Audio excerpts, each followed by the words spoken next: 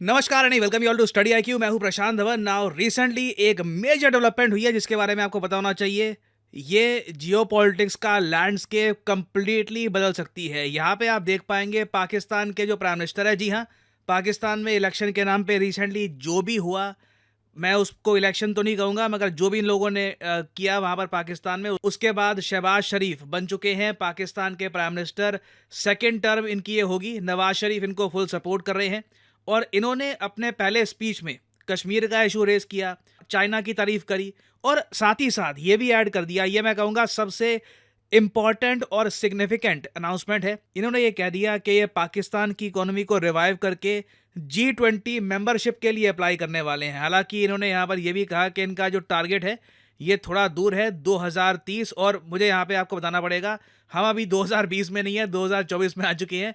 तो अब 2030 एक टाइम पे लगता था कि बहुत दूर है, बट अब ये बस 5-6 साल दूर है। तो अगर पाकिस्तान ने ओपनली ये अब एक टारगेट बना लिया है कि ये एक G20 कंट्री बनेंगे, इसके कहीं ना कहीं बड़े इम्प्लीकेशंस होंगे इंडिया पर और पूरे रीजन पर। नाउ ये क्या पॉसिबल है या नहीं, इस पर बात करने से पहले मैं वैसे आपको ये बता दूं, पाकिस्तान ने ऑलरेडी एक ऑफिशियल एप्लीकेशन दर्ज कर दी है 2024 साल में ब्रिक्स मेंबरशिप के लिए। और मैं कहूँगा पॉसिबिलिटी है। अगेन, ये पॉसिबिलिटी कितनी स्ट्रांग है इस पर मैं कमेंट कर नहीं सकता, क्योंकि 2024 का जो ब्रिक्स समिट है ये होगा रशिया में। रशिया पर इस वक्त कितना ज़्यादा इन्फ्लुएंस हो चुका है चाइना का, ये हमको पता लगेगा 2024 में। अगर पाकिस्तान को बहुत ही आसानी से एंट्री मिल जाती है ब्रिक्स में, तो इससे हमको एक काफ़ी अच्छा एक इंडिकेशन मिल जाएगा कि रशिया किस हद तक चाइना की फॉरेन पॉलिसी को सपोर्ट करता है। और वैसे मैं यहाँ पर यह भी ऐड कर दूं कि ब्रिक्स मेंबरशिप से ना इवेंचुअली पाकिस्तान का जो टारगेट है G20 मेंबरशिप का, उसमें भी थोड़ा बहुत इनको सपोर्ट मिलेगा। तो डिस्कस करते हैं इस वीडियो में ये टॉपिक, बहुत कुछ आपको जानने को मिलेगा। मगर आगे बढ़ने से पहले आपसे एक क्वेश्चन पूछूंगा। अगलेगा आइलैंड, ये काफी न्यूज में है आज के समय। आज से कई साल पहले, शायद 4 साल 5 साल हो गए, मैंने स्टडी आईक्यू पे ही अगलेगा आइलैंड पर एक वीडियो अपलोड करी थी। बहुत टाइम हो चुका है, पुरानी यादें हैं। मगर यहाँ पे मैं आपसे पूछ रहा हूँ कि अगलेगा आइलैंड काफी न्यूज में है आजकल। इंडिया एक मिलिट्री बेस बना रहा है यहाँ पे। तो ये आइलैंड किस कंट्री का पार्ट है? ये है यहाँ पे आपकी ऑप्शंस: इंडोनेशिया, जापान, मालदीव्स या फिर मॉरिशस। कमेंट सेक्शन में करिए उत्तर। सही आंसर मैं आपको दूंगा वीडियो के अंत में। नाउ G20 की वैसे अगर हम बात करें तो G20 की मेंबरशिप का कोई क्राइटेरिया नहीं है। ऐसा नहीं है कि कहीं पे लिखा हुआ है कि आपकी अगर टॉप 20 जीडीपी होगी तो आप ऑटोमेटिकली G20 का पार्ट बन जाएंगे। ये बात कहीं पे आपको लिखी हुई नहीं मिलेगी। G20 में प्रेडोमिनेटली कोशिश ये की जाती है कि जो दुनिया की इंपॉर्टेंट बड़ी इकोनॉमीज हैं उनको हम यहाँ पर ऐड करें, ताकि कल को जो इकोनॉमिक डिसीजन आपको लेने हैं वो आप ज़्यादा आसानी से ले पाएँ। ये बहुत ही इंपॉर्टेंट है। और इंडिया ने ना रिसेंटली 2023 में जब इंडिया ने G20 समिट होस्ट किया था, एक ऐसी उम्मीद दी है कई देशों को कि कल को वो भी G20 का पार्ट बन सकते हैं। अब हो सकता है कि आप में से कुछ लोग कहें कि बार बार G20 क्यों कह रहे हो, अब तो G21 हो गया ना।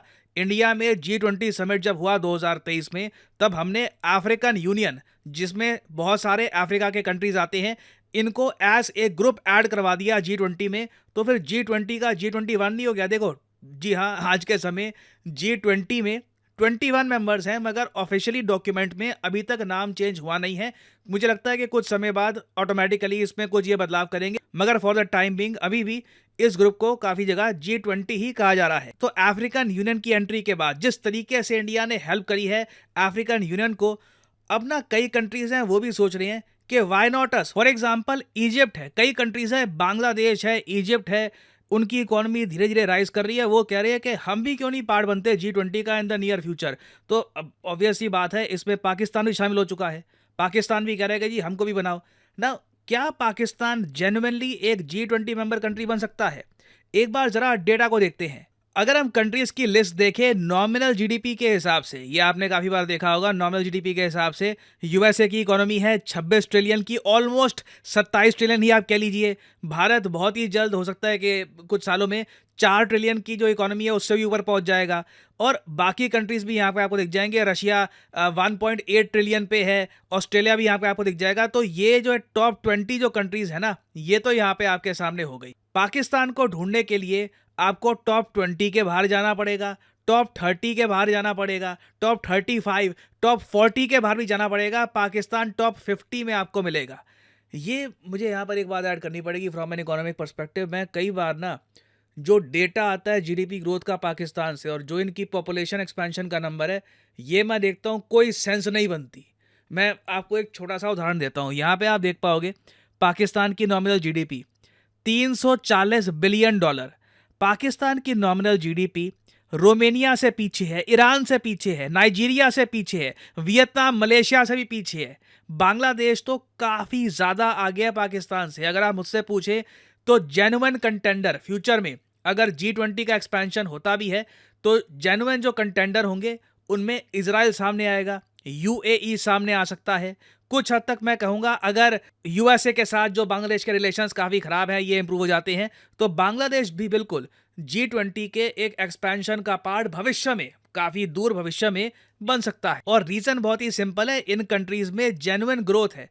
पाकिस्तान का केस निराला इसलिए मुझे लगता है यहाँ पर क्योंकि पहली बात तो देखिए यहाँ पर फर्टिलिटी रेट रिकॉर्ड तोड़ की स्पीड से आगे बढ़ता है। फर्टिलिटी रेट होता है कि ऑन एन एवरेज एक देश में एक फीमेल कितने बच्चों को जन्म दे रही है। भारत का जो फर्टिलिटी रेट है ये 2 के आसपास आ चुका है। 2.1 मतलब कि आपकी आबादी स्थिर रहेगी, ना ज़्यादा कम होगी ना ज़्यादा बढ़ेगी। हालांकि रिसेंटली बताया गया था कि इंडिया का जो फर्टिलिटी रेट है ये 2.1 से भी नीचे जा चुका है, तो इंडिया की आबादी धीरे धीरे अब कम होनी स्टार्ट हो जाएगी इन द नियर फ्यूचर। मगर पाकिस्तान का फर्टिलिटी रेट वाओ 3.56, कमाल का फर्टिलिटी रेट होता है। मतलब कि फैमिली रैपिड एक्सपैंड कर रही है, नए मेंबर्स ऐड हो रहे हैं, आबादी बढ़ रही है।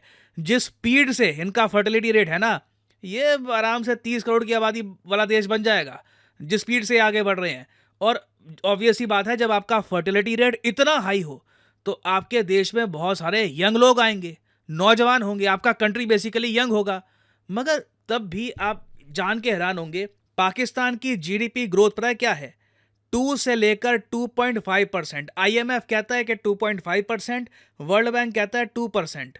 अब यहाँ पे ना एक जो लोगों की थ्योरी है कि इंडिया का जो 8% ग्रोथ रेट है ये तो होगा ही क्योंकि इंडिया में आबादी ही इतनी ज़्यादा है, यंग पॉपुलेशन है, तो इतनी ग्रोथ हम कर ही देंगे। नहीं, ये फॉर्मूला हर जगह काम नहीं करता। कई देश हैं जहाँ पे आबादी इंडिया से कई गुना ज़्यादा तेज़ी से बढ़ रही है, उनको और भी एडवांटेज हैं। मगर तब भी आप देख लो 5% दूर की बात है, 2-2.5% के ग्रोथ रेट से आगे बढ़ रहे हैं।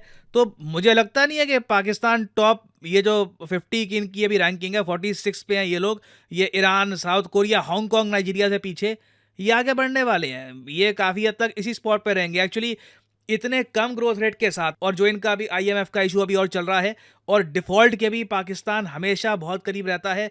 किसी साल अगर मान लीजिए यूएई या सऊदी अरेबिया ने हाथ खड़े कर दिए और ये कहा कि अब और हम कुछ हेल्प नहीं कर पाएंगे, पाकिस्तान डिफॉल्ट भी कर जाएगा, उस केस में कोई बड़ी बात नहीं है कि ये गिर कर इनकी जो इकोनॉमी है ये यूक्रेन जैसे जो कंट्रीज़ हैं उनसे भी पीछे जा सकती है। It can very much happen. तो मुझे लगता नहीं है कहीं से भी 2030 में भी पाकिस्तान G20 का एक मेंबर बन पाएगा। ये एक प्रॉपर प्रपोजल भी रख पाएंगे कि हमें ऐड करिए G20 में, हम इस ग्रुप में एक पॉजिटिव इनपुट लेके आएंगे, हम ओवरऑल वर्ल्ड इकोनॉमी में कुछ ज़्यादा बड़ा कंट्रीब्यूशन देंगे। It is simply not possible. तो G20 तो देखिए दूर की बात है, ब्रिक्स ऑल टुगेदर एक डिफरेंट केस है। ब्रिक्स को लेकर क्या डेवलपमेंट होती है फ्यूचर में, क्या पाकिस्तान एक ब्रिक्स कंट्री बन जाता है या नहीं बनता, उस पर मैं बाद में एक अपडेटेड वीडियो आपके लिए ले आऊँगा। वापस आते हैं क्वेश्चन पे, अगलेगा आइलैंड कहाँ पे है, तो ये आपको मिलेगा ऑप्शन डी, मॉरिशस कंट्री में। इंडिया बहुत ही इंपॉर्टेंट मिलिट्री इंस्टॉलेशंस यहाँ पर कर रहा है और हो सकता है कि फ्यूचर में जब इससे रिलेटेड कुछ कंक्रीट और रिपोर्ट सामने आए तो मैं एक अलग से वीडियो आपके लिए लेके आऊँ। For the time being this is the end of this video. Thank you for listening and as I always say, may the gods watch over you.